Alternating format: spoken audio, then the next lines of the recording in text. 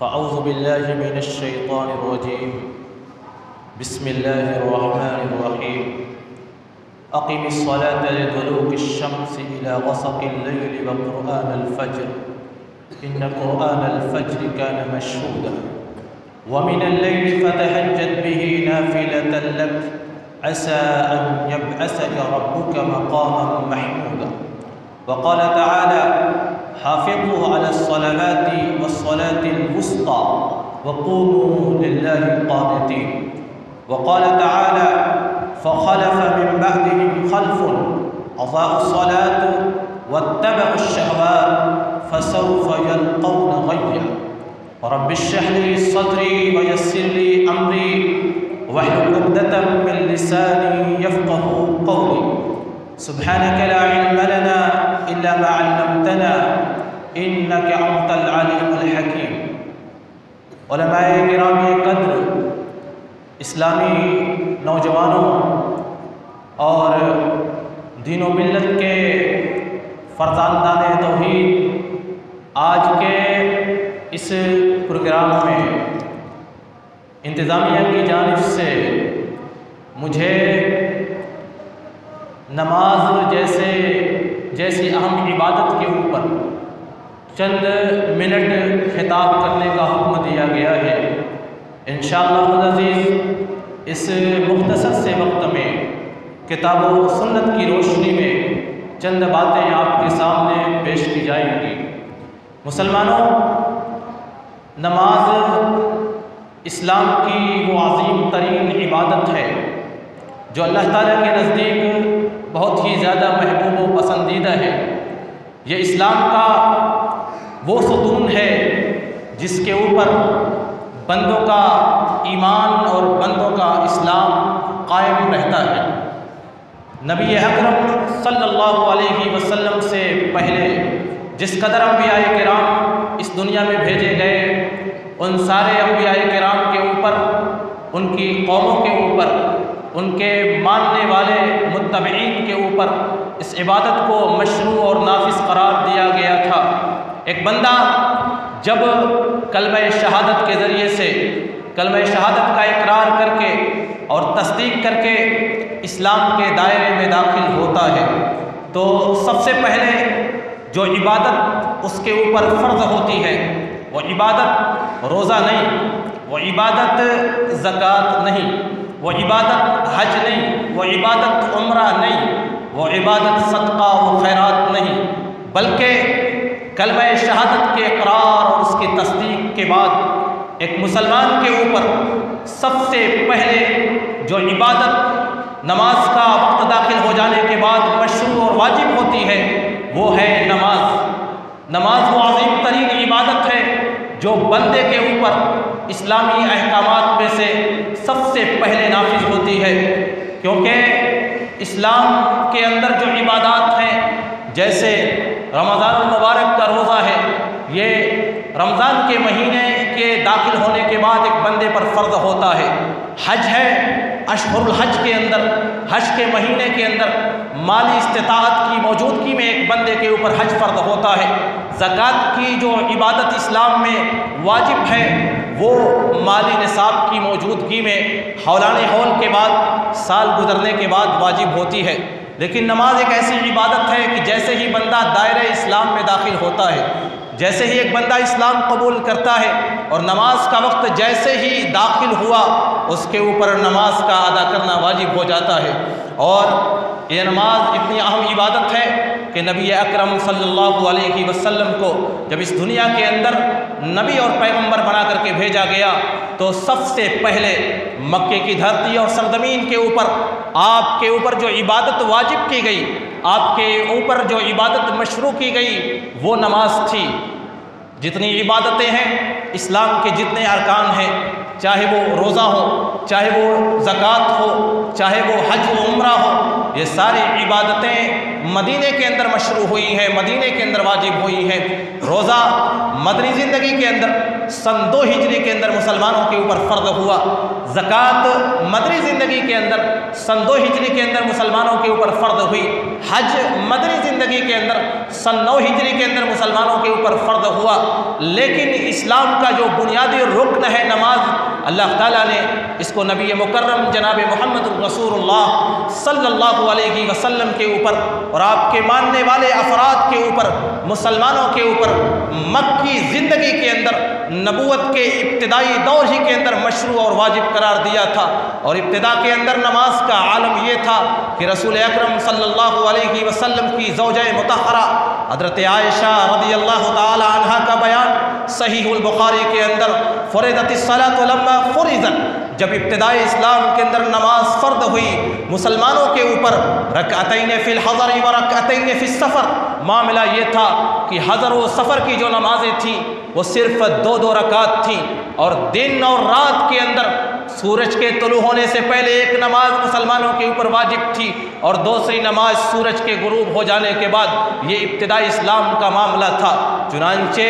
جب نبی مکرم صلی اللہ علیہ وسلم کو معراج کرائی گئی، آسمان کی سیر کرائی گئی، جنت اور جہنم کی سیر کرائی گئی، رسول اکرم صلی اللہ علیہ وسلم کو اور آپ کی قوم کے اوپر، آپ کے ماننے والے افراد کے اوپر، مسلمانوں کے اوپر، شریعت محمدیہ کے متبعین کے اوپر 5 اوقات کی جب نمازیں مشروع ہوئیں، نبی مکرم صلی اللہ علیہ وسلم یہ تحفہ جب لے کر کے آسمان سے اپنی سرزمین مکے کے اوپر آتے ہیں، اور لیلۃ الاسراء والمعراج کی اگلی صبح جس رات نماز فرض ہوئی، اس کی اگلی صبح حضرت جبریل امین رسول مکرم صلی اللہ علیہ وسلم کے پاس آتے ہیں۔ اور کس لیے آتے ہیں؟ نماز کی کیفیت کی تعلیم دینے کے لیے کہ کس طریقے سے، کس کیفیت کے ساتھ، کتنی رکعتوں کے ساتھ، کن اوقات کے اندر آپ کو نماز ادا کرنا ہے۔ سنن ترمذی کی روایت اور حدیث، اور اس کو امام ترمذی رحمۃ اللہ علیہ نے ابواب الصلاۃ کے اندر نقل کیا ہے۔ حدیث کے راوی حضرت عبداللہ ابن عباس رضی اللہ تعالی عنہ ہیں، فرماتے ہیں نبی کائنات جناب محمد رسول اللہ صلی اللہ علیہ وسلم نے ارشاد فرمایا، امنی جبرائیل عند البیت مرتین، جبریل امین نے آ کر کے میری امامت کی تھی، جبریل امین نے آ کر کے مجھے نماز کی کیفیت کا طریقہ بتایا تھا، جبریل امین نے آ کر کے مجھے نماز پڑھنے کا طریقہ بتایا تھا، عند البیت، بیت اللہ الحرام کے پاس، مکے کی دھرتی اور سرزمین کے اوپر، حرم مکی کے اندر بیت اللہ الحرام کے پاس آ کر کے جبریل امین نے میری امامت کی تھی، مرتینی، 2 دنوں تک آ کر کے حضرت جبریل امین نے رسول مکرم صلی اللہ علیہ وسلم کو آ کر کے نماز کا طریقہ سکھایا تھا، انہیں نماز کی تعلیم دی تھی، نماز کس طریقے سے ادا کیا جائے، کس کیفیت کے ساتھ ادا کیا جائے، کتنی رکعتیں ادا کی جائے، کن اوقات کے اندر نمازوں کو ادا کیا جائے۔ امنی جبرائیل عند البیت مرتین، جبریل امین آتے ہیں لیلۃ الاسراء والمعراج کی اگلی صبح، اور نبی مکرم صلی اللہ علیہ وسلم کو آ کر کے نماز کا طریقہ بتاتے ہیں 2 دنوں تک، اور لگاتار 2 دنوں تک 10 نمازیں پڑھا کر کے جبریل امین نے رسول مکرم صلی اللہ علیہ وسلم کو نماز کا طریقہ بتایا تھا۔ چنانچہ حافظ ابن حجر نے فتح الباری کے اندر یہ بات نقل کی ہے کہ جبریل امین نے جو آ کر کے رسول مکرم صلی اللہ علیہ وسلم کو نماز کا طریقہ بتایا تھا، صبیحۃ لیلۃ الاسراء والمعراج، اسراء والمعراج کی رات کی اگلی صبح آ کر کے تعلیم دی تھی۔ اور کس لیے تعلیم دی تھی؟ لیعرفنی کیفیت الصلاۃ و اوقاتها، نماز کی کیفیت اور نماز کے اوقات کی تعلیم دینے کے لیے حضرت جبریل امین آئے تھے۔ چنانچہ رسول مکرم صلی اللہ علیہ وسلم نے اللہ تعالیٰ کے اس فرشتے کے واسطے سے نماز کے طریقے کا علم حاصل کیا، اور اسی طریقے کے مطابق رسول اکرم صلی اللہ علیہ وسلم اپنے صحابہ کرام کو نماز کی تعلیم، اس کی تلقین دینے لگے۔ صحیح البخاری کی ایک اور روایت، صحیح بخاری جلد اول کتاب الاذان کی حدیث، اور حدیث کے راوی ہیں حضرت مالک بن حویرث رضی اللہ تعالی عنہ، فرماتے ہیں کہ اتینا النبی صلی اللہ علیہ وسلم ونحن شبابۃ متقاربون واقمنا عنده 20 یوما، نبی اکرم صلی اللہ علیہ وسلم کے پاس ہم لوگ مدینے کے اندر آتے ہیں اور آنے کے بعد آپ کے پاس 20 دنوں تک قیام کرتے ہیں۔ ہم عمر نوجوان تھے، ہم لوگ جتنے لوگ نبی مکرم کے پاس مدینہ آئے ہوئے تھے سب نئی عمر کے نوجوان تھے۔ نبی مکرم کے پاس 20 دنوں تک ہم لوگوں نے قیام کیا، اور اس قیام کے دوران ہم نے اسلام کے احکامات کو سیکھا، اسلام کی عبادتوں کو سیکھا، نماز کے ادا کرنے کی کیفیتوں کو سیکھا، اور پھر اس کے بعد نبی مکرم صلی اللہ علیہ وسلم نے 20 دنوں کے بعد ارشاد فرمایا ارجعوا الی اہلیکم وعلموہم، جاؤ اپنے گھروں کو، اور اپنے گھروں کو جانے کے بعد اپنے قبیلے، اپنے خاندان، اپنے قوم اور اپنے بستی کے افراد کو جا کر کے اسلام کے احکامات کی تعلیم دینا، انہیں نماز کی تعلیم دینا۔ اور پھر اس کے بعد رسول مکرم صلی اللہ علیہ وسلم نے ایک تاریخی جملہ ارشاد فرمایا تھا اور کہا تھا صلو کما رأیتمونی اصلی، جس طریقے سے تم نے 20 دنوں تک مجھے نماز پڑھتے ہوئے دیکھا ہے اسی طریقے سے تم لوگ جا کر کے نماز ادا کرنا اور اسی طریقے سے نماز ادا کرنے کی تعلیم دینا۔ چنانچہ یہ صحابہ کرام جو مختلف علاقوں سے دربار نبوی میں آتے تھے، مدینے کی سرزمین پر آتے تھے، نبی مکرم صلی اللہ علیہ وسلم سے اسلام کے احکامات کی تعلیم حاصل کرتے تھے، نماز کے ادا کرنے کی کیفیتوں کی تعلیم حاصل کرتے تھے، اور پھر اس کے بعد اپنے علاقوں، اپنے شہروں، اپنی بستیوں میں اپنے قوم، اپنے خاندان اور اپنے قبیلے کے افراد کو جا کر کے نماز کی تعلیم اور نماز کی کیفیت کی تعلیم دیا کرتے تھے۔ اور یہی وجہ ہے کہ حدیث کی کتابوں کے اندر آپ دیکھیں گے کہ صحابہ کرام رضوان اللہ علیہم اجمعین نے تابعین کے سامنے نماز کی پوری کیفیت بتائی ہے۔ صحیح البخاری کے اندر حضرت مالک ابن حویرث کی حدیث، انہوں نے پوری نماز پڑھ کر کے اپنے صحابہ کرام اور اپنے ساتھیوں کو بتایا تھا، اور یہ تعلیم دی تھی کہ اسی طریقے سے میں نے نبی مکرم کو نماز پڑھتے ہوئے دیکھا ہے۔ صحیح البخاری کے اندر حضرت سہل بن سعد الساعدی کی روایت اور حدیث، حضرت جابر بن عبداللہ رضی اللہ تعالی عنہ کی حدیث، حضرت عبداللہ ابن مسعود رضی اللہ تعالی عنہ کی حدیث، حضرت عبداللہ ابن عمر رضی اللہ تعالی عنہ کی حدیثیں مختلف احادیث کی کتابوں میں آپ کو مل جائیں گی۔ یہ صحابہ کرام جنہوں نے نبی مکرم صلی اللہ علیہ وسلم سے نماز ادا کرنے کی کیفیت، نماز کی کیفیت کی تعلیم لی تھی، وہی اسی کیفیت کے ساتھ وہ نمازیں بھی ادا کرتے رہے، وہ لوگوں کو نماز کی تعلیم بھی دیتے رہے، کیونکہ نبی مکرم کا فرمان تھا صلو کما رأیتمونی اصلی، یہ فرمان ان کی نگاہوں کے سامنے تھا کہ اسی طریقے سے نماز ادا کرنا جس طریقے سے تم نے مجھے نماز ادا کرتے ہوئے دیکھا ہے۔ اور ایک اور روایت اور حدیث صحیح الترغیب والترہیب للمنذری کی روایت اور حدیث کے راوی حضرت ابو ہریرہ رضی اللہ تعالی عنہ، اور یہ روایت بھی نبی اکرم کے صحابہ کی نگاہوں کے سامنے تھی۔ آپ نے ارشاد فرمایا، حضرت ابو ہریرہ فرماتے ہیں رسول اکرم صلی اللہ علیہ وسلم نے ارشاد فرمایا ان الرجل لیصلی 60 سنہ لم تقبل له صلاۃ، ایک آدمی جو نمازیں تو ادا کرتا ہے 60 سال تک، 70 سال تک، پوری زندگی بھر نمازیں ادا کرتا ہے، لم تقبل له صلاۃ، لیکن اس کی نمازوں میں سے ایک بھی نماز قبول نہیں کی جائے گی، اس کی نمازوں میں سے رب کے دربار میں ایک بھی نماز قابل قبول نہیں ہوگی، بلکہ ساری نمازیں اس کے چہروں پر مار دی جائیں گی۔ کیوں؟ آپ نے اس کی وجہ بھی بیان کی، لعلہ یتم الرکوع ولا یتم السجود، شاید کہ معاملہ ایسا ہوگا کہ وہ رکوع تو مکمل طریقے سے ادا کرتا ہوگا لیکن سجدہ مکمل طریقے سے ادا کرتا نہیں ہوگا، ولعلہ یتم السجود ولا یتم الرکوع، اور شاید کہ ایسا معاملہ اس کے ساتھ ہوگا کہ وہ سجدوں کو تو اچھی طریقے سے ادا کرتا ہوگا لیکن رکوع کو اچھی طریقے سے ادا نہیں کرتا ہوگا۔ نبی مکرم نے فرمایا ایسا شخص جو تعدیل کے ساتھ، جو تعدیل ارکان کے ساتھ رکوع اور سجود کو اس کی مکمل کیفیتوں کے ساتھ ادا نہیں کرتا ہے، لم تقبل له صلاۃ، اس کی زندگی بھر کی ایک بھی نماز قبول نہیں کی جائے گی۔ یہ حدیث بھی نبی مکرم کے صحابہ کی نگاہوں کے سامنے تھی، اور وہ حدیث بھی نبی مکرم صلی اللہ علیہ وسلم کے صحابہ کی نگاہوں کے سامنے تھی۔ صحیح البخاری کی روایت، نبی مکرم صلی اللہ علیہ وسلم مسجد نبوی میں بیٹھے ہوئے ہیں، ایک صحابی مسجد نبوی میں داخل ہوتے ہیں اور نماز ادا کرتے ہیں۔ نماز ادا کرنے کے بعد نبی مکرم کے پاس آتے ہیں، آ کر کے سلام کرتے ہیں۔ اللہ کے رسول صلی اللہ علیہ وسلم نے کہا ارجع فصلی فإنک لم تصلی،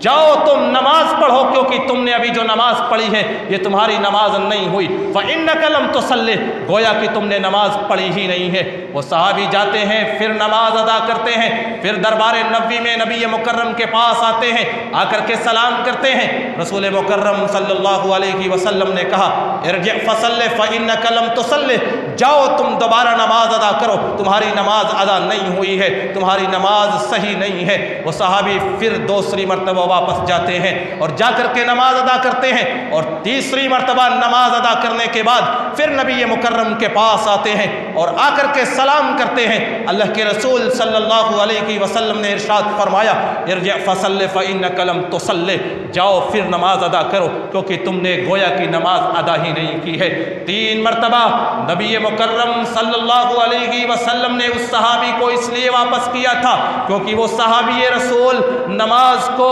تعدیل ارکان کے ساتھ ادا نہیں کر رہے تھے، رکوع اور سجدہ ان کا مکمل نہیں ہو رہا تھا، مکمل کیفیت کے ساتھ، شرعی کیفیتوں کے ساتھ وہ نماز نہیں ادا کر رہے تھے۔ نبی مکرم نے ان کے بارے میں کہا فإنک لم تصلی، ایسا لگتا ہے کہ تم نے نماز تو پڑھی ہے لیکن تمہاری ایک رکعت بھی تمہاری نماز ادا نہیں ہوئی ہے۔ یہ ساری حدیثیں نبی مکرم صلی اللہ علیہ وسلم کے صحابہ کی نگاہوں کے سامنے تھی، اسی لیے نبی مکرم کے صحابہ کرام جس کیفیت کے ساتھ انہوں نے رسول مکرم صلی اللہ علیہ وسلم کو نماز ادا کرتے ہوئے دیکھا تھا، وہی کیفیتیں انہوں نے تابعین کے سامنے بیان کی، اور اس طریقے سے نماز کا یہ طریقہ سینہ در سینہ حدیث کی کتابوں سے ہوتا ہوا ہم تک پہنچا ہے، اور ہم تک اس طریقے سے پہنچا کہ ہم بالکل اسی طریقے سے نبی مکرم کی نماز کو حدیث کی کتابوں میں دیکھ سکتے ہیں جس طریقے سے آپ نے ادا کی ہے۔ صحابہ کرام نے وہ پوری کیفیتیں بیان کر دی ہیں جس طریقے سے رسول مکرم صلی اللہ علیہ وسلم نے نماز ادا کی ہے، اور اللہ کا فضل و کرم ہے کہ ہم اس جماعت کے ماننے والے ہیں جو جماعت احادیث کے مطابق اپنی نمازوں کو ادا کرتی ہے۔ اللہ کا فضل و کرم ہے، اس کا شکر اور اس کا احسان ہے کہ ہم نماز کو اسی کیفیتوں کے ساتھ ادا کرتے ہیں جس کیفیت کے ساتھ احادیث کی کتابوں میں نبی مکرم کی نمازیں مذکور ہیں۔ الزامات تو لگتے ہیں، اعتراض تو ہوتے رہتے ہیں، نمازوں کے اوپر اعتراض ہوتے ہیں۔ کبھی یہ کہہ دیا جاتا ہے کہ ان کی نمازیں نبی مکرم کی نماز کی طریقے سے نہیں ہے، کبھی ہماری نمازوں کے بارے میں کہہ دیا جاتا ہے کہ یہ مکھیاں اڑاتے اور ہانکتے ہیں، کبھی ہماری نمازوں کے بارے میں یہ کہہ دیا جاتا ہے کہ یہ شور و غوغا کرتے ہیں، کبھی ہماری نمازوں کے بارے میں یہ کہہ دیا جاتا ہے کہ یہ عمل کثیر کرتے ہیں۔ اللہ کا شکر اور اس کا احسان ہے کہ ہم نماز اسی طریقے سے ادا کرتے ہیں جس طریقے سے احادیث کی کتابوں میں نبی مکرم کی نماز کی کیفیت مذکور ہے۔ ان اعتراضات سے، ان الزامات سے دل چھوٹا مت کیجئے گا، کیونکہ نبی مکرم صلی اللہ علیہ وسلم کے وہ صحابہ جنہوں نے دربار نبوی میں بیٹھ کر کے مسجد نبوی میں نبی مکرم کے ساتھ نماز ادا کی تھی، جنہوں نے نبی مکرم کے ساتھ سفر و حضر میں نمازیں ادا کی تھی، جنہوں نے نبی مکرم صلی اللہ علیہ وسلم کی صحبت اختیار کی تھی، جنہوں نے اپنی نگاہوں سے نبی مکرم کو نماز ادا کرتے ہوئے دیکھا تھا، ان پر بھی اعتراض ہوا تھا، ان کی نماز کی کیفیتوں پر بھی اعتراض ہوا تھا، ان کے نماز ادا کرنے کے طریقوں پر بھی اعتراض ہوا تھا۔ صحیح البخاری جلد اول کی روایت اور حدیث کے راوی حضرت سعد بن ابی وقاص رضی اللہ تعالی عنہ ہے۔ حضرت سعد بن ابی وقاص رضی اللہ تعالی عنہ فرماتے ہیں کہ انی لأول العرب رما بسہم فی سبیل اللہ، میں وہ پہلا آدمی ہوں جس نے اللہ کے راستے میں تیر چلایا ہے۔ حضرت سعد بن ابی وقاص رضی اللہ تعالی عنہ کو اور صحابہ کرام کو ایک جماعت کے ساتھ مقام رابق کے اوپر جو سن 1 ہجری کے اندر سب سے پہلا اسلامی سریہ بھیجا گیا تھا، حضرت سعد بن ابی وقاص اس سریے کے اندر موجود تھے، اور سب سے پہلے دشمنوں کے اوپر تیر چلانے والے حضرت سعد بن ابی وقاص تھے۔ وہ واحد صحابی، وہ صحابی جنہوں نے اسلام کے اندر سب سے پہلا تیر چلایا تھا، فرماتے ہیں انی لأول العرب رما بسہم فی سبیل اللہ، میں عرب کا وہ پہلا آدمی ہوں جس نے اللہ کے راستے میں سب سے پہلا تیر چلایا ہے۔ ہم لوگوں نے نبی مکرم صلی اللہ علیہ وسلم کے ساتھ جنگیں لڑی ہیں، ہم لوگوں نے نبی اکرم صلی اللہ علیہ وسلم کے ساتھ جہاد کیا ہے، اور اس طریقے سے جہاد کیا ہے کہ ہمارے پاس کھانے اور پینے کی کوئی چیز نہیں ہوتی تھی، ہم لوگ درختوں کے پتوں کو کھا کر کے گزارا کیا کرتے تھے، درختوں کے پتوں کو کھا کر کے جنگ لڑا کرتے تھے، اور حالت یہ ہوتی تھی کہ جب ہم قضائے حاجت کرتے تھے تو اس طریقے سے ہماری قضائے حاجت ہوتی ہے جس طریقے سے بکریاں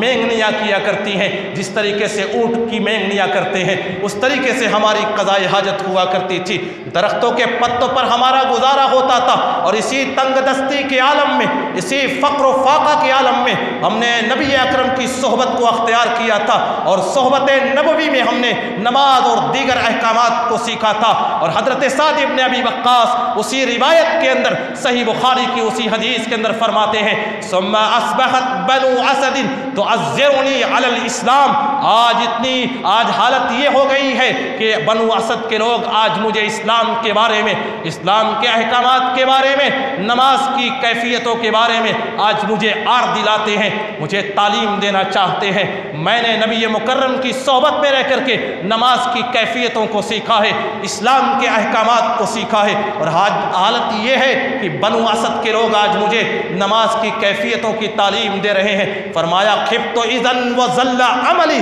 اگر میں نے بنو اسد کی باتوں کو مان لیا، نبی اکرم صلی اللہ علیہ وسلم کے نماز کے ادا کرنے کی کیفیتوں کو میں نے چھوڑ دیا تو پھر میں گمراہ ہو جاؤں گا، میرے سارے اعمال ضائع اور برباد ہو جائیں گے۔ اور پھر اسی روایت کے آخری الفاظ کے اندر یہ بات راوی حدیث بیان فرماتے ہیں کہ حضرت سعد ابن ابی وقاص نے یہ ساری باتیں اس لیے بیان کی تھی کیونکہ اہل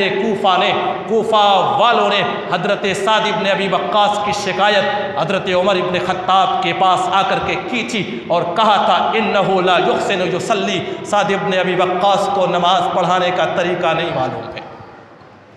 یہ ساری باتیں حضرت سعد ابن ابی وقاص نے اس لیے بیان کی تھی، صحبت نبوی کا حوالہ اس لیے دیا تھا، اسلام کے راستے میں سب سے پہلا تیر چلانے کا حوالہ اس لیے دیا تھا، اسلام کے راستے میں نبی مکرم کے ساتھ جہاد کرنے کا حوالہ اس لیے دیا تھا کیونکہ بنو اسد کے لوگوں نے، اہل کوفہ نے حضرت سعد ابن ابی وقاص کے اوپر یہ الزام لگا دیا تھا انہ لا یحسن یصلی، حضرت سعد ابن ابی وقاص کو نماز پڑھانے کا طریقہ نہیں معلوم ہے۔ اور پوری تفصیل صحیح البخاری جلد اول کتاب المناقب کے اندر مذکور ہے۔ حدیث کے راوی حضرت جابر ابن سمرہ رضی اللہ تعالی عنہ ہے۔ حضرت جابر ابن سمرہ فرماتے ہیں کہ شکا اہل الکوفۃ الی عمر بن الخطاب رضی اللہ تعالی عنہ، حضرت عمر ابن خطاب رضی اللہ تعالی عنہ کی خلافت کے زمانے میں اہل کوفہ نے آ کر کے شکایت کی تھی، اور شکایت کی تھی صحابی رسول حضرت سعد ابن ابی وقاص کی، اس زمانے میں جبکہ حضرت عمر ابن خطاب رضی اللہ تعالی عنہ نے حضرت سعد ابن ابی وقاص کو کوفہ کا گورنر متعین کیا تھا، کوفہ کا والی اور کوفہ کا عامل متعین کیا تھا، اس زمانے میں اہل کوفہ نے آ کر کے فتنہ انگیزی اور شرانگیزی برپا کی تھی، اور آ کر کے حضرت عمر ابن خطاب کے پاس شکایت کی تھی انہ لا یحسن یصلی، حضرت سعد ابن ابی وقاص کو نماز پڑھانے کا طریقہ نہیں آتا۔ چنانچہ حضرت عمر ابن خطاب رضی اللہ تعالیٰ عنہ نے دیکھا کہ کوفہ والے بڑے شرانگیز ہیں، فتنہ انگیز ہیں، انہوں نے اختلاف کے ڈر سے اور فتنہ انگیزی اور شرانگیزی کے ڈر سے حضرت سعد ابن ابی وقاص کو وہاں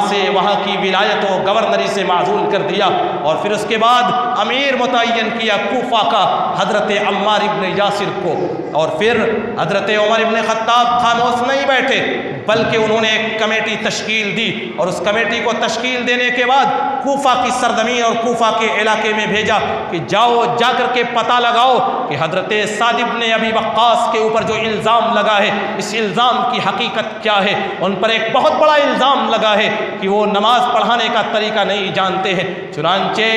کوفہ کے اندر یہ لوگ جاتے ہیں، جا کر کے کوفہ کی تمام مسجدوں کے اندر حضرت سعد بن ابی وقاص کے بارے میں پوچھتے ہیں، ان کے نماز کی کیفیتوں کے بارے میں پوچھتے ہیں۔ سارے لوگوں نے، اہل کوفہ کی تمام مسجدوں کے مصلیان نے، سارے اہل کوفہ نے حضرت سعد بن ابی وقاص کی تعریف کی تھی۔ صرف بنو افس کی ایک مسجد میں جب یہ لوگ گئے، وہاں پر ایک آدمی جس کی کنیت اسامہ، ابو اسامہ تھی، وہ آدمی کھڑا ہوتا ہے، جس کی کنیت ابو سعدہ اور نام اسامہ بن قتادہ تھا، وہ آدمی کھڑا ہوتا ہے اور کھڑا ہونے کے بعد کہتا ہے کہ تم نے مجھ سے سعد بن ابی وقاص کے بارے میں پوچھا ہے، انہ لا یسیر بالسریہ ولا یعدل فی القضیہ، وہ سعد بن ابی وقاص وہ شخص ہیں کہ وہ کبھی بھی جنگوں میں نہیں جاتے ہیں، کبھی بھی جہاد میں نہیں جاتے ہیں، ولا یسیر بالسریہ ولا یعدل فی القضیہ،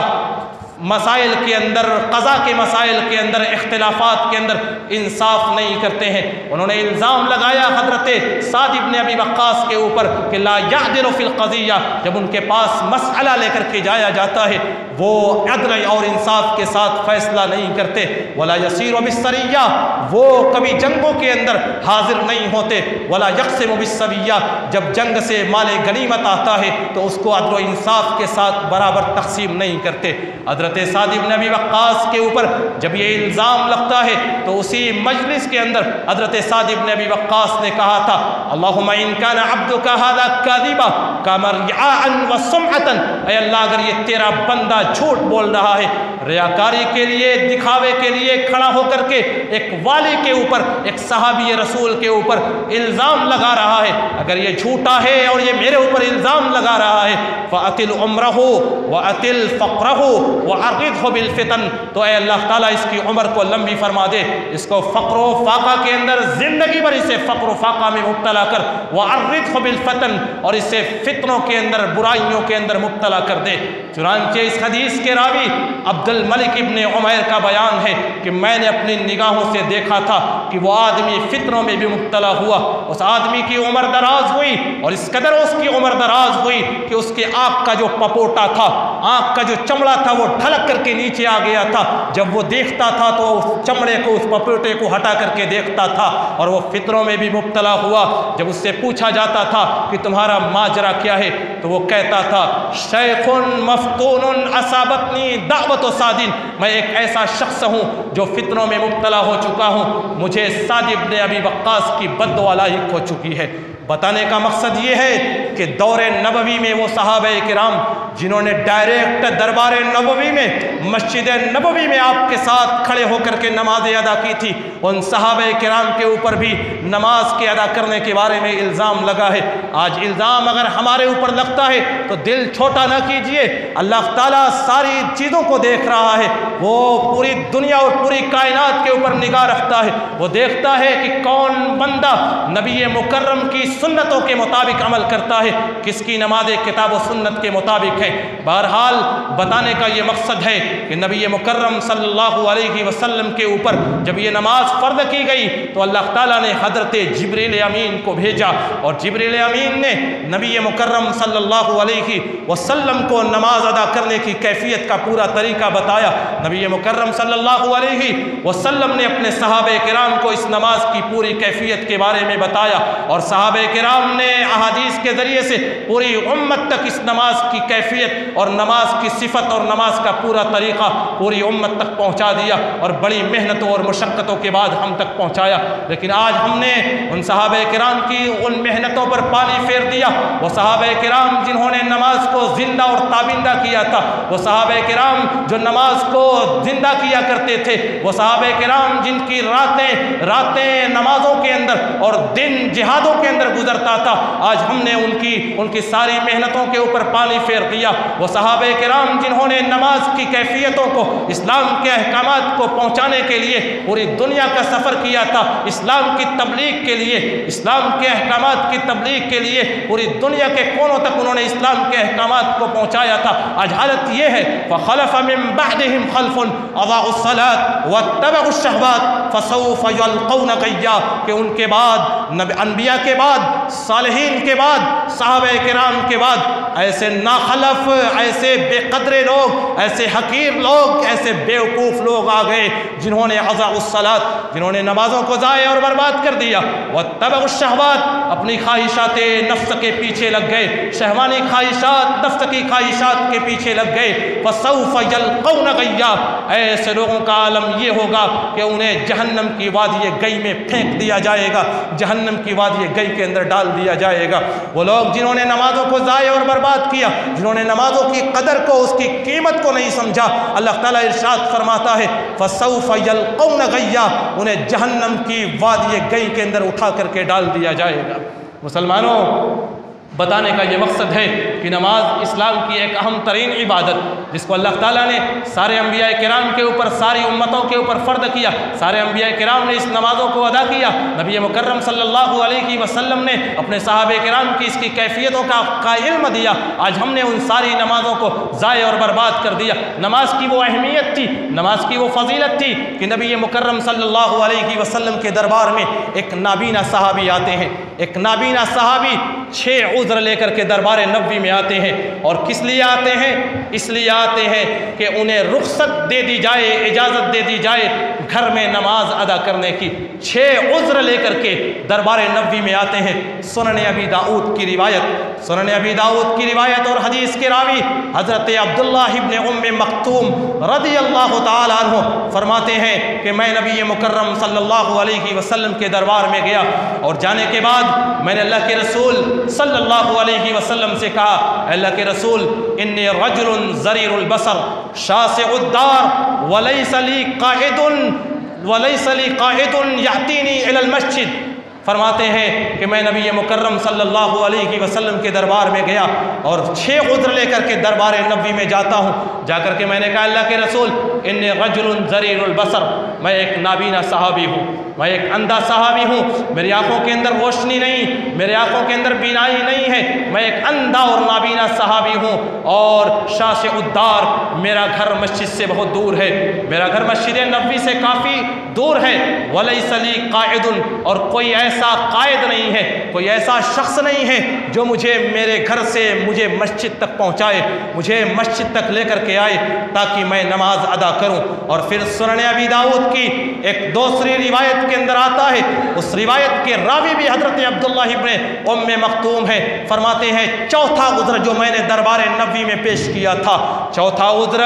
دربار نبوی میں جو میں نے پیش کیا تھا تاکہ مجھے گھروں میں نماز ادا کرنے کی اجازت دے دی جائے، نماز چھوڑنے کی اجازت مانگنے نہیں آئے تھے، اس لیے نہیں آئے تھے کہ ان کی نمازیں معاف کر دی جائیں، اس لیے نہیں آئے تھے کہ ان کے اوپر سے نمازوں کو ساقط کر دیا جائے، بلکہ دربار نبوی میں صرف اس لیے آئے تھے کہ انہیں اجازت دے دی جائے کہ گھر میں وہ نماز ادا کریں، فرض نمازوں کو وہ گھر میں ادا کریں۔ 4تھا عذر سنن ابی داؤد کی روایت، فرماتے ہیں میں نے اللہ کے رسول سے کہا ان بینی و بین المسجد نخلا و اشجارا، کہ میرے گھر کے درمیان اور مسجد نبوی کے درمیان بہت زیادہ درخت ہیں، بہت زیادہ جھاڑیاں ہیں، مجھے مسجد نبوی جانے میں بہت دقت و دشواری آتی ہے۔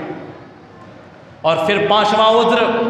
انہوں نے دربار نبوی میں یہ پیش کیا، اللہ کے رسول صلی اللہ علیہ وسلم ان فی المدینۃ سباع کثیرۃ، کہ مدینے کے اندر، مدینہ ایک ایسا شہر ہے، ایک ایسا علاقہ ہے کہ جہاں پر بہت زیادہ درندے رہتے ہیں، جہاں پر بہت زیادہ کیڑے مکوڑے، سانپ اور بچھو رہتے ہیں۔ میں نابینا صحابی ہوں، ان جھاڑیوں سے، ان درختوں سے اگر ہو کر کے مسجد نبوی میں آؤں گا، نماز ادا کرنے کے لیے آؤں گا، تو نتیجہ یہ ہوگا کہ یہ درندے، یہ جانور مجھے نقصان پہنچا سکتے ہیں۔ پھر اس کے بعد حضرت عبداللہ ابن ام مکتوم رضی اللہ تعالی عنہ نے دربار نبوی کے اندر جو 6ٹھا عذر بیان کیا، فرمایا اللہ کے رسول صلی اللہ علیہ وسلم لقد دبر سنی ورق عظمی، کہ میری عمر دراز ہو چکی ہے، میری عمر بہت زیادہ ہو چکی ہے اور میری ہڈیاں کمزور ہو چکی ہیں۔ یہ 6 عذر لے کر کے حضرت عبداللہ ابن ام مکتوم دربار نبوی میں آتے ہیں۔ انی رجل ضریر البصر، میں نابینا صحابی ہوں، شاش الدار، میرا گھر مسجدوں سے کافی دور ہے، ولیس لی قائد یقودنی الی المسجد، کوئی ایسا شخص نہیں ہے جو مجھے مسجد نبوی تک پہنچائے، ان بینی و بین المسجد نخلا و اشجار کثیرہ، میرے اور گھر کے درمیان بہت زیادہ درخت ہیں، بہت زیادہ جھاڑیاں ہیں، اور حالت یہ ہے کہ مدینہ بہت زیادہ جانوروں اور درندوں والی سرزمین ہے۔ اور پھر فرمایا کہ لقد دبر السنی ورق عظمی، کہ میری ہڈیاں کمزور ہو چکی ہیں، میں عمر دراز ہو چکا ہوں۔ یہ 6 عذر لے کر کے جب دربار نبوی میں آتے ہیں، رسول مکرم صلی اللہ علیہ وسلم نے حضرت عبداللہ ابن ام مکتوم سے پوچھا تمہارا عذر میں نے سن لیا ہے، اب تم یہ بتاؤ کہ حل تسمع النداء، کیا تم اذان کی آواز کو سنتے ہو؟ حضرت عبداللہ ابن ام مکتوم نے کہا اذان کی آواز تو میرے کانوں تک آتی ہے۔ آپ نے ارشاد فرمایا فعجب النداء، تم اذان کیا جواب دو، مسجدوں میں آ کر کے حاضری دو اور با جماعت تم نماز ادا کرو۔ اتنا بڑا عذر ہے، نابینا صحابی ہیں، گھر بہت دور ہے،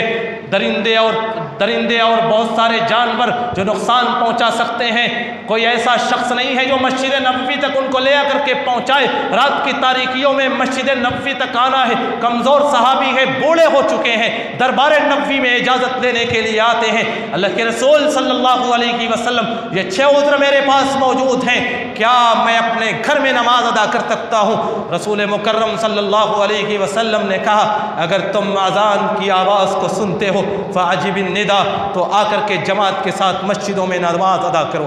آج اللہ کا شکر ہے ہم صحیح سالم ہیں، ہم تندرست ہیں، اللہ تعالیٰ نے ہمیں صحت و تندرستی دی ہے، مسجدیں ہمارے گھروں سے بالکل قریب ہیں، کوئی ایسی صورتحال بھی نہیں ہے کہ مسجد تک آنے میں کوئی دشواری ہو، راستہ بالکل صاف اور شفاف رہتا ہے۔ پھر بھی حالت یہ ہے کہ ہماری مسجدیں ویران ہیں، پھر بھی عالم یہ ہے کہ مسجدوں میں نمازیوں کی تعداد نہیں رہتی، پھر بھی صورتحال یہ ہے کہ لوگ ہوٹلوں اور چوک اور چوراہوں پر بیٹھ کر کے غیبتیں بیان کرتے ہیں، لوگوں کی شکایتیں کرتے ہیں، لوگ چوک اور چوراہوں پر بیٹھ کر کے چائے کی چسکیاں لیتے ہیں، مؤذن حی علی الصلاۃ اور حی علی الفلاح کی ندا بلند کر کے چند بزرگ مصلیان نمازیں ادا کر لیتے ہیں، اور ہمارے جو مضبوط تندرست اور توانا لوگ ہیں، ہمارے جو مضبوط نوجوان ہیں، انہیں اس بات کی توفیق نہیں ہوتی کہ وہ آ کر کے رب کے دربار میں اپنی پیشانیوں کو جھکا کر کے رب العالمین کی نعمتوں کا شکریہ ادا کر لیں۔ رب نے جو ان کو جوانی دی ہے، رب نے جو ان کو تندرستی دی ہے، رب نے جو ان کو دنیا کی نعمتیں دی ہیں، رب العالمین جو انہیں کھلاتا اور پلاتا ہے، رب العالمین جو انہیں دنیا کی ساری نعمتیں دیتا ہے، رب العالمین جو ان پر اپنی رحمتوں کی بارش سے برساتا ہے، رب العالمین جو ان کے اوپر اپنی نعمتوں کی بارش سے برساتا ہے۔ دور نبوی کا وہ حال ہم پر نہیں ہے کہ فقر و فاقہ کی ہم زندگی گزار رہے ہوں، دور نبوی کا وہ حال ہم پر نہیں ہے کہ وہ درختوں کے پتوں کھا کر کے جہاد کے اندر اللہ کے راستے میں لڑتے ہوں۔ ہمارے پاس دنیا کی ساری نعمتیں ہیں، لیکن ان ساری نعمتوں کے باوجود ہم اتنے ناشکرے ہو چکے ہیں کہ رب العالمین کے دربار میں آ کر کے اپنی پیشانیوں کو جھکانے کے لیے تیار نہیں ہیں۔ اللہ تعالیٰ ارشاد فرماتا ہے لئن شکرتم لازیدنکم ولئن کفرتم فإن عذابی لشدید، تمہارے اوپر یہ نعمتیں بہت دنوں تک رہنے والی نہیں ہیں، تمہارے اوپر یہ ہماری رحمتیں اور برکتیں بہت دنوں تک رہنے والی نہیں ہیں، یاد رکھنا تمہارے رب کا عذاب بہت ہی زبردست ہوتا ہے، اس کی پکڑ بہت زبردست ہوتی ہے۔ اور رب العالمین نے ہمیں پکڑا تھا پچھلے مہینے اور پچھلے سال، اور ہم بلبلانے لگے تھے، حیران ہو گئے تھے، پریشان ہو گئے تھے، دوڑ کر کے مسجدوں میں آتے تھے، بے چین ہو گئے تھے، پابندیاں تھیں، لیکن پھر بھی ہم زبردستی مسجدوں میں داخل ہونے کی کوشش کیا کرتے تھے۔ آج وہ رسی ڈھیل ہوئی ہے، آج رب العالمین نے اپنی نعمتوں کو ہم پر بحال کر دیا ہے، پھر ناشکرے ہو چکے۔ لئن شکرتم لازیدنکم ولئن کفرتم ان عذابی لشدید۔ بندوں مسلمانوں یاد رکھنا، اگر تم رب العالمین کا شکریہ ادا کرتے رہو گے، اس کی عبادت اس کی بندگی کرتے رہو گے، تو ہم اپنی رحمتوں کو اور اپنی نعمتوں کو دوبالا کر دیں گے، اپنی نعمتیں اور اپنی برکتوں کو دوبالا کر دیں گے۔ وَلَئِن كَفَرْتُمْ إِنَّ عَذَابِي لَشَدِيدٌ، اگر تم نے کفر کیا، انکار کیا، تو یاد رکھنا میرا عذاب بہت سخت ہے۔ آج ہمارے نوجوانوں کا عالم یہ ہے کہ پوری راتیں موبائلوں پر گزر جاتی ہیں، نوجوانوں کا عالم یہ ہے کہ نمازیں کھیل کے اندر، لہو و لعب کے اندر گزر جاتی ہیں، نوجوانوں کا عالم عالم یہ ہے کہ ان کی نمازیں نائٹ کلبوں میں گزر جاتی ہیں، نوجوانوں کا عالم یہ ہے، مسلمانوں کا عالم یہ ہے کہ ان کی نمازیں ہوٹلوں کے اندر گزر جاتی ہیں، ان کا عالم یہ ہے کہ ان کی نمازیں سوتے ہوئے گزر جاتی ہیں، مسلمانوں کا عالم یہ ہے کہ ان کی نمازیں کام کاج کرتے ہوئے گزر جاتی ہیں، اور حالت یہ ہے مسلمانوں کی کہ پھر بھی رب العالمین کی رحمتوں کے منتظر ہیں۔ اس قدر ناشکری کے بعد، اس قدر رب کی نافرمانیوں کے بعد آج پھر بھی ہم امید لگائے بیٹھے ہیں کہ ہمارے اوپر رب کی رحمتیں نازل ہوں گی، غلامی کی یہ زنجیریں ٹوٹیں گی، ظلم کی یہ زنجیریں ٹوٹیں گی۔ ظلم کی زنجیریں اس طریقے سے نہیں ٹوٹتی بلکہ میدان میں اترنا پڑتا ہے، اس طریقے سے غلامی اور محکومی کی زنجیریں نہیں ٹوٹتی بلکہ میدان عمل میں آنا پڑتا ہے، رب العالمین کو راضی کرنا پڑتا ہے، رب کی نصرت اور حمایت لینے کے لیے اس کے دربار میں آ کر کے پیشانیاں جھکانا پڑتا ہے، تب رب العالمین اپنی نعمتیں دیتا ہے۔ جنگ بدر کے اس میدان کے اندر جبکہ نبی مکرم کے صحابہ کی تعداد 313 تھی، سامنے کفار کا 3 گنا لشکر موجود تھا، اور نبی مکرم صلی اللہ علیہ وسلم رب کے دربار میں رو رہے ہیں، گڑ گڑا رہے ہیں، رب العالمین سے عاجزی اور انکساری کے ساتھ دعائیں کر رہے ہیں، اللہم ان تخلق هذه العصابہ لم تعبد ابدا، اے اللہ اگر یہ مٹھی بھر جماعت آج ہلاک اور برباد ہو گئی، اگر ان کو قتل کر دیا گیا، اگر ان کو شہید کر دیا گیا، پھر تیری عبادت و بندگی کرنے والا کوئی اس سرزمین پر موجود نہیں رہے گا۔ مسلمانوں، پوری تقریر کا یہی خلاصہ ہے کہ نبی مکرم صلی اللہ علیہ وسلم اور نبی مکرم کے وہ صحابہ جنہوں نے نماز کی پوری تعلیم ہم تک پہنچایا ہوا ہے، جن کی نمازوں کا یہ عالم تھا کہ جنگوں کے اندر، جن کی نمازوں کا یہ عالم تھا کہ فقر و فاقہ کے اندر پھر بھی رب العالمین کا شکریہ ادا کرتے تھے، رب کے دربار میں حاضری دیتے تھے، جن کی کیفیت اور جن کا عالم یہ تھا کہ دن کے اجالے میں گھوڑوں کی پشتوں پر سوار ہو کر کے رب العالمین کے راستے میں جہاد کیا کرتے تھے، اور رات کو مصلے بچھا کر کے رب کے دربار میں رویا اور گڑگڑایا کرتے تھے۔ آج ہم نے رب کی ان نمازوں کو برباد کر دیا، آج صحابہ کرام کی ان محنتوں کو ہم نے ضائع اور برباد کر دیا۔ صحابہ کرام نے جو بڑی محنتوں کے ساتھ اسلام کی احکامات کی تبلیغ دنیا کے کونوں میں کی تھی اور ہم تک پہنچائی تھی، آج ہم نے ان کی ساری محنتوں پر پانی پھیر دیا۔ فخلف من بعدهم خلف اضاعوا الصلاة واتبعوا الشهوات فسوف يلقون غیا، کہ ایسے ناخلف لوگ انبیاء اور صالحین کے بعد آئے جنہوں نے نمازوں کو ضائع اور برباد کر دیا، جنہوں نے نمازوں کو برباد کر دیا، نمازوں کو رائے گا ضائع، اس کے اوقات کو، اس کی کیفیتوں کو ضائع اور برباد کر دیا، واتبعوا الشهوات، اور اپنے خواہشات نفس کے پیچھے پڑ گئے، فسوف يلقون غیا، ایسے لوگوں کا عالم یہ ہوگا اللہ تعالیٰ انہیں اٹھا کر کے جہنم کی وادی گئی میں ڈال دے گا۔ ایک اور بات میں آپ سے بیان کرنا چاہتا ہوں، ایک روایت کی روشنی میں آج ہمارا عالم یہ ہے کہ اگر ہم کو اوقات گزارنا ہوتا ہے، اگر ہمیں ٹائم پاس کرنا ہوتا ہے تو ہم موبائلوں کے اندر ٹائم پاس کرتے ہیں، ہم کھیل کود میں ٹائم پاس کرتے ہیں، ہم لہو و لعب کے اندر ٹائم پاس کرتے ہیں، ہم ہوٹلوں پر، چوک اور چوراہوں پر جا کر کے ٹائم پاس کرتے ہیں، لیکن نبی مکرم صلی اللہ علیہ وسلم کے صحابہ کرام کا عالم کیا تھا؟ سنن ابی داؤد کی ایک روایت، سنن ابی داؤد کی یہ حدیث کے راوی حضرت جابر بن عبداللہ رضی اللہ تعالی عنہ، نبی مکرم صلی اللہ علیہ وسلم اپنے صحابہ کرام کے ساتھ غزوہ ذات الرقاع کے لیے روانہ ہوتے ہیں۔ راستے کے اندر ایک صحابی نے ایک مشرک عورت کا قتل کر دیا۔ وہ مشرک عورت، اس کا شوہر بے چین ہوتا ہے، پریشان ہوتا ہے، وہ یہ دعویٰ کرتا ہے کہ مسلمانوں میں سے ایک شخص نے میری عورت کا قتل کیا ہے، میری بیوی کا قتل کر دیا ہے، میں اپنی بیوی کا قصاص لے کر کے رہوں گا اور مسلمانوں کے درمیان سے ایک شخص کو ضرور قتل کر کے رہوں گا۔ اس نے یہ ارادہ کیا، یہ عزم مصمم کر لیا۔ چنانچہ نبی مکرم صلی اللہ علیہ وسلم غزوہ ذات الرقاع کے موقع کے اوپر ایک مقام کے اوپر آپ قیام کرتے ہیں، ایک مقام کے اوپر پڑاؤ ڈالتے ہیں۔ آپ صلی اللہ علیہ وسلم نے صحابہ کرام سے کہا، من رجل یکلؤنا، کون ہے وہ آدمی جو رات کے اندر ہماری پہرے داری کرے گا؟ چنانچہ 2 صحابہ کرام، ایک انصاری صحابی حضرت عباد ابن بشر اور ایک مہاجر صحابی حضرت عمار ابن یاسر تیار ہو جاتے ہیں۔ آج کی رات پورے قافلے کی حفاظت اور پہرے داری کی ذمہ داری ہماری ہے۔ چنانچہ نبی مکرم صلی اللہ علیہ وسلم نے ان دونوں صحابہ کرام کو جب پہرے داری کی ذمہ داری دی، ان دونوں صحابہ کرام نے طے یہ کر لیا آپس میں کہ آدھی رات میں پہرا دوں گا اور آدھی رات آپ پہرا دیں گے۔ اس طریقے سے دونوں میں یہ طے ہوا کہ آدھی رات ایک صحابی حضرت عباد ابن بشر پہرا دیں گے اور حضرت عمار ابن یاسر آدھی رات کے بعد پہرا دیں گے۔ چنانچہ حضرت عباد ابن بشر رضی اللہ تعالی عنہ نے حضرت عمار ابن یاسر سے کہا، عمار ابن یاسر آپ سو جائیے، میں آدھی رات تک پہرا دوں گا، پھر اس کے بعد بقیہ رات آپ اٹھ کر کے پہرا دیں گے۔ چنانچہ حضرت عمار ابن یاسر سو جاتے ہیں۔ انصاری صحابی سنن ابی داؤد کی اسی روایت میں آتا ہے حضرت عباد ابن بشر کا وقت نہیں گزرتا ہے، وہ تنہا پہاڑی پر کھڑے ہو کر کے پہرا دے رہے ہیں، کہیں ایسا نہ ہو کہ مسلمانوں کے قافلے کے اوپر وہ آدمی، اس کے قبیلے کے افراد، اس کے خاندان کے افراد حملہ کر دیں، اس لیے وہ پہرا دے رہے تھے اور ان کا وقت نہیں گزرتا ہے، ان کا ٹائم پاس نہیں ہوتا ہے۔ وقت گزارنے کے لیے، ٹائم پاس کرنے کے لیے نبی مکرم کے اس صحابی نے کیا راستہ اختیار کیا تھا؟ وہ نماز ادا کرنے لگے۔ ٹائم پاس کرنے کے لیے، اپنے وقت کو گزارنے کے لیے وہ نماز ادا کرنے لگے۔ اسی درمیان میں دشمن نے دیکھا کہ کوئی آدمی پہاڑ کی چوٹی پر کھڑا ہے، دشمن نے تیر چلایا، حضرت عباد ابن بشر کے جسم میں وہ تیر پیوست ہو جاتا ہے۔ حضرت عباد ابن بشر نماز میں مشغول تھے، انہوں نے مناسب نہیں سمجھا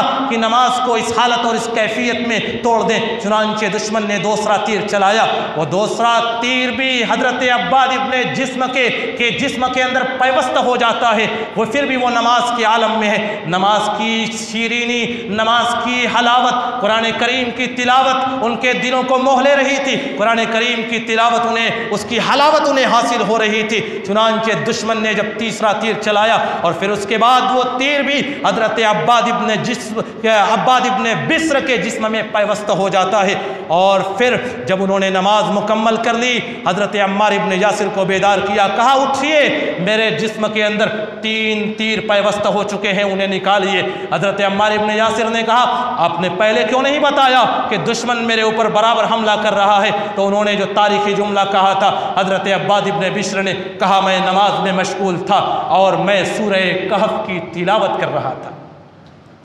میں نے مناسب یہ نہیں سمجھا کہ نماز کو درمیان میں توڑ دوں، سورہ کہف کو درمیان میں چھوڑ دوں، اسی لیے جب میں نے سورہ کہف کو مکمل کر لیا، نماز کو مکمل کر لیا ہے، آپ کے پاس آیا ہوں۔ چنانچہ حضرت عمار ابن یاسر نے ان کے جسم سے تیروں کو نکالا اور پھر اس کے بعد وہ دربار نبوی میں گئے اور پوری کیفیت نبی مکرم صلی اللہ علیہ وسلم سے بیان کی۔ بتانے کا مقصد یہ ہے کہ آج ہم جب ٹائم پاس کرتے ہیں، اپنے اوقات کو گزارتے ہیں، تو کھیل کود کے اندر، لہو و لعب کے اندر، موبائلوں کے اندر، کھیل تماشوں کے اندر، چوک چوراہوں کے اندر، کھیل کود کے اندر اپنے اوقات کو گزارتے ہیں۔ اور نبی مکرم صلی اللہ علیہ وسلم کے صحابہ، ان کے اوقات گزارنے کا طریقہ یہ تھا کہ جب ان کا ٹائم پاس نہیں ہوتا، ان کا وقت نہیں گزرتا تھا، وہ نماز ادا کرنے لگتے تھے، وہ قرآن کریم کی تلاوت کرنے لگتے تھے، وہ رب العالمین کا ذکر اور اذکار کرنے لگتے تھے۔ وہ بھی مسلمان تھے، وہ بھی مسلمان تھے جن کو اللہ تعالیٰ نے دنیا کی نعمتیں دی تھیں، جن کو اللہ تعالیٰ نے بارہا جنگ کے میدانوں میں اپنی نصرتوں کے ذریعے سے،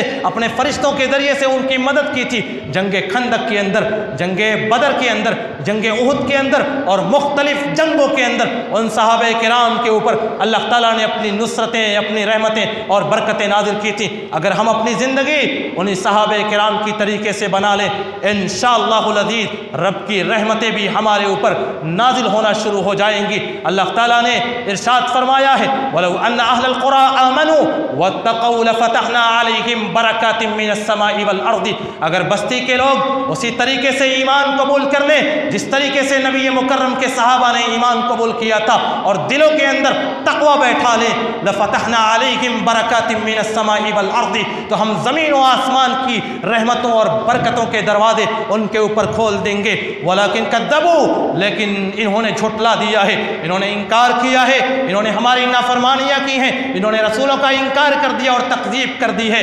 فَأَخَذْنَاهُمْ بِمَا كَانُوا يَكْسِبُونَ، لہذا ان کے گناہوں کی بنیاد پر ہم ان کی گرفت کرتے ہیں اور ان کے اوپر اپنے عذاب کو نازل کرتے ہیں۔ مسلمانوں، یہ نہ سمجھیں کہ ہمارے اوپر رحمتیں نازل ہوں گی، ہم امت محمدیہ کے افراد ہیں، ہم محبوب نبی کی امت کے ماننے والے ہیں، ہمارے اوپر نعمتیں نازل ہوں گی، عذاب الہی نازل نہیں ہوگا۔ ہم سے پہلے کی جو امتیں تھیں وہ بھی اس دنیا میں آئیں، ان کے اوپر بھی اللہ اللہ تعالیٰ نے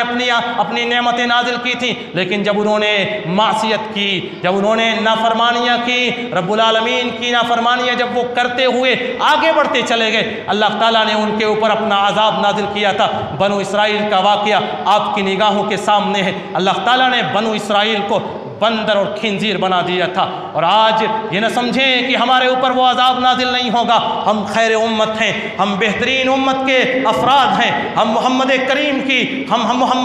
کی امت ہیں، ہم پر عذاب الہی نازل نہیں ہوگا، بلکہ اسی نبی نے پیشن گوئی کی ہے۔ صحیح البخاری جلد 2 کتاب الاشربہ کی حدیث، نبی مکرم صلی اللہ علیہ وسلم نے اس امت کے بارے میں فرمایا کہ لَيَكُونَنَّ مِنْ أُمَّتِي يَسْتَحِلُّونَ الْحِرَّ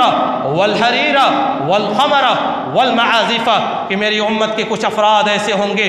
جو شراب کو حلال سمجھیں گے، جو زناکاری کو حلال سمجھیں گے، جو ریشم کے کپڑے کو پہننے کو حلال سمجھیں گے، جو گانے اور بجانے کی چیزوں کو حلال سمجھیں گے، جو گانے اور بجانے کی چیزوں میں اپنے اوقات کو گزارا کریں گے۔ نبی مکرم نے فرمایا میری امت کے اس افراد کا عالم یہ ہوگا کہ اللہ تعالیٰ ان کے اوپر پہاڑ کو گرا کر کے اس امت کے افراد کو اور اس جماعت کو تباہ و برباد کر دے گا۔ ایسے لوگوں کے اوپر اللہ تعالیٰ اپنا عذاب اس طریقے سے نازل کرے گا کہ اللہ تعالیٰ ایسے لوگوں کے اوپر پہاڑوں کو گرا دے گا۔ اور ایسے ہی لوگوں کی ایک اور جماعت ہوگی جو شراب کو حلال سمجھیں گے، جو گانے اور بجانے کی چیزوں کو حلال سمجھیں گے، جو ریشم کے کپڑے کو پہننے کو حلال سمجھیں گے، جو زناکاری کو حلال سمجھیں گے۔ اللہ تعالیٰ ایسے لوگوں میں سے کچھ لوگوں کو وَيَمْسَخُ آخِرِينَ قِرَدَةً وَخَنَادِيرَ، اللہ تعالیٰ ایسے لوگوں میں سے بعض افراد کو بندر اور خنزیر بنا دے گا۔ جس طریقے سے اللہ تعالیٰ نے بنو اسرائیل کو ان کی نافرمانیوں کی بنیاد پر بندر اور خنزیر بنا دیا تھا، اسی طریقے سے اللہ تعالیٰ اس امت کے آخری دور کے اندر بھی عذاب الہی نازل کرے گا، اور اس امت کے افراد کو بھی ان کی نافرمانیوں کی بنیاد پر، ان کی بدعمالیوں کی بنیاد پر اس امت کے افراد کو بھی بندر اور خنزیر بنا دے گا۔ لہذا مسلمانوں، یہ حدیثیں ہماری نگاہوں کے سامنے ہونی چاہیے۔ یہ نہ سمجھے کہ ہم نبی کریم کی امت ہیں، ہمارے اوپر نعمتیں ہی نعمتیں، رحمتیں ہی رحمتیں، برکتیں ہی برکتیں نازل ہوں گی۔ اللہ تعالیٰ نے کہا ہے وَلَكِنْ كَذَّبُوا فَأَخَذْنَاهُمْ بِمَا كَانُوا يَكْسِبُونَ، جو قوم بھی جھٹلاتی ہے، جو قوم بھی نافرمانی کرتی ہے، جو قوم بھی معصیتیں کرتی ہے، جو قوم بھی فحاشی کے اندر، برائیوں کے اندر مبتلا ہو جاتی ہے، ہمارا اصول ہے، ہمارا قاعدہ ہے، ہمارا قانون ہے کہ ہم ایسی قوموں کو اور ایسی امتوں کو تباہ و برباد کر دیتے ہیں۔ لہذا گزارش آپ تمام نوجوانوں سے، تمام اسلامی بھائیوں سے ہے کہ نماز کی پابندی کریں، جس طریقے سے نبی مکرم صلی اللہ علیہ وسلم عہد نبوی کے اندر نمازوں کی پابندی کیا کرتے تھے کہ ان سے نماز چھوٹنے کا کوئی تصور ہی نہیں ہوتا تھا، نماز چھوٹنے کا کوئی تصور ہی نہیں ہوتا تھا۔ موطا مالک کی روایت، حضرت مسور ابن مخرمہ راوی حدیث فرماتے ہیں حضرت عمر ابن خطاب کو جب خنجر مارا گیا تھا، خنجر مارے جانے کے بعد اگلی صبح جب ان کو نماز کے لیے بیدار کیا گیا، وہ بیدار ہوتے ہیں اور ارشاد فرماتے ہیں لا حظ فی الاسلام لمن ترک الصلاۃ، جو آدمی نماز کو چھوڑ دے اسلام کے اندر اس کی کوئی گنجائش باقی نہیں رہتی ہے، وہ اسلام کے اندر اس کے لیے کوئی جگہ باقی ہی نہیں رہتی ہے۔ اور پھر مسور ابن مخرمہ کا بیان ہے، حضرت عمر ابن خطاب رضی اللہ تعالیٰ عنہ کو خنجر مارا گیا ہے، ان کے پیٹ کو چاک کر دیا گیا ہے، ان کی اتڑیوں کو پھاڑ دیا گیا تھا۔ ایسے عالم میں حضرت عمر ابن خطاب فجر کی نماز کے لیے بیدار ہوتے ہیں اور پھر نماز ادا کرتے ہیں اس کیفیت میں وصلی عمر وجرؤہ یسعب دما، حضرت عمر نے نماز پڑھی تھی اس حالت میں کہ ان کا زخم خون پھینک رہا تھا، ان کے زخموں سے خون جاری تھا، اور اسی حالت میں حضرت عمر ابن خطاب نے نماز پڑھی تھی۔ مسلمانوں، اللہ کا شکر ادا کیجئے، آج ہم صحت مند ہیں، تندرست ہیں، اللہ تعالیٰ نے طاقت دی ہے، قوت دی ہے، اللہ کی عبادت و بندگی کر لیں، ورنہ وہ دن دور نہیں کہ جوانی کی یہ طاقتیں کمزور پڑ جائیں گی، پھر بڑھاپے کا وہ دور آئے گا، پھر اللہ کی کی عبادت و بندگی اس طریقے سے ہم نہیں کر سکتے جس طریقے سے ہم جوانیوں میں کر سکتے ہیں۔ ضرورت اس بات کی ہے کہ اللہ کی عبادت، اس کی بندگی کی جائے، رب العالمین کی نافرمانیوں، اس کی معصیتوں سے پرہیز کیا جائے۔ انشاءاللہ العزیز اللہ تعالی ہمارے اوپر بھی اپنی رحمتوں کو، اپنی نعمتوں کو اور اپنی برکتوں کو نازل فرمائے گا۔ اللہ تعالیٰ سے دعا ہے کہ الہ العالمین تو ہمیں نمازوں کا پابند بنا دے۔ رب العالمین تو ہمیں اسلام کے تمام احکامات کا پابند بنا۔ رب العالمین جب تک تو ہمیں زندہ رکھ، اسلام کے اوپر زندہ رکھ، جب ہمارا خاتمہ ہو خاتمہ بالخیر ہو۔ آمین وآخر دعوانا ان الحمد للہ رب العالمین۔ السلام علیکم ورحمۃ اللہ وبرکاتہ۔